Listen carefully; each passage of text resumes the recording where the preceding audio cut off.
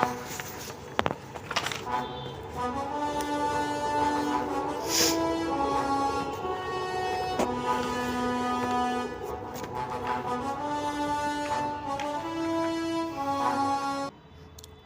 నమస్కారం.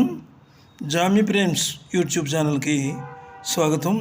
అలనాటి ఆణిముత్యాల కార్యక్రమంలో ఈ సినిమా ఎందుకు హిట్ అయింది అనే అంశం. నేటి ఆణిముత్యం 1960 నాటి సినిమా నట సామ్రాట్ అక్కినేని నాగేశ్వరరావు నటించిన పెళ్లి కానుక. ఇందులోని పాట కన్నులతో పలుకరించు వలపులు అనే పాట. కన్నులతో పలుకరించు వలపులు ఎన్నటికీ మరువరాని తలపులు. ఈ పాటకు సంగీత సాహిత్య విశ్లేషణ చేయడానికి ప్రయత్నం చేస్తాను. ఈ వీడియో పూర్తిగా చూడండి. మీకు నచ్చితే ఒక లైక్ ఇచ్చి సబ్స్క్రైబ్ చేసి మాకు సపోర్ట్ ఇవ్వండి. ఇక సినిమా కథలోకి వెళ్తే, భాస్కర్ అనే యువకుడు మెరిట్ స్టూడెంట్. వాసంతి అనే అమ్మాయి కూడా మంచి స్టూడెంటు. కాలేజీ స్పోర్ట్స్లో పోటీల్లో వీరిద్దరూ కూడా విజేతలు అవుతారు. భాస్కర్ వాసంతి అందానికి ముగ్ధుడై ఆమెకు ప్రేమలేఖ రాస్తాడు. వాసంతి ప్రిన్సిపాల్కి ఆ ప్రేమలేఖ తీసుకెళ్ళి రిపోర్ట్ చేస్తుంది. ప్రిన్సిపాల్ చాలా కోపంతో భాస్కర్ని కాలేజీ నుంచే కాకుండా హాస్టల్ నుంచి కూడా మొత్తం డిస్మిస్ చేస్తాడనమాట. అయితే తర్వాత వాసంతి భాస్కర్కి వెళ్ళి క్షమాపణ చెప్తుంది. అప్పుడు భాస్కర్ అప్పటికే భాస్కర్ తన మిత్రుడితోటి సహాయంతో ఒక ఉద్యోగం సంపాదిస్తాడు. భాస్కర్ ఆమెతో అంటాడు, నీ వల్లే నాకు మంచి ఉద్యోగం దొరికింది, నెలకు 300 రూపాయల జీతం అంటాడు.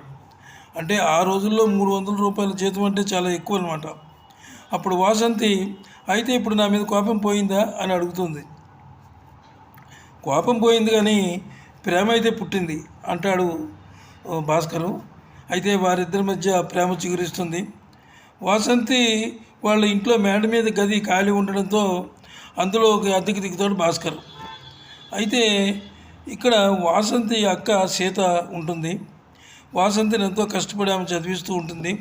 టైలరింగ్ చేస్తూ ఆమె చాలా కష్టపడుతుందన్నమాట. అయితే ఆమె ఏం చేస్తుంది, భాస్కర్పై ప్రేమ పెంచుకుంటుంది. అయితే భాస్కర్ని ప్రేమ పెంచుకోవడం, చెల్లెలతో భాస్కర్ని నేను ప్రేమిస్తున్నానని చెప్పడం కూడా జరిగిపోవడంతో ఇక వాసంతి తల్లడిల్లిపోయి ఏం చేసేది లేక అక్క సీతకు భాస్కర్కు వాళ్ళిద్దరికీ కూడా తనే పెళ్లి జరిపిస్తుంది అనమాట.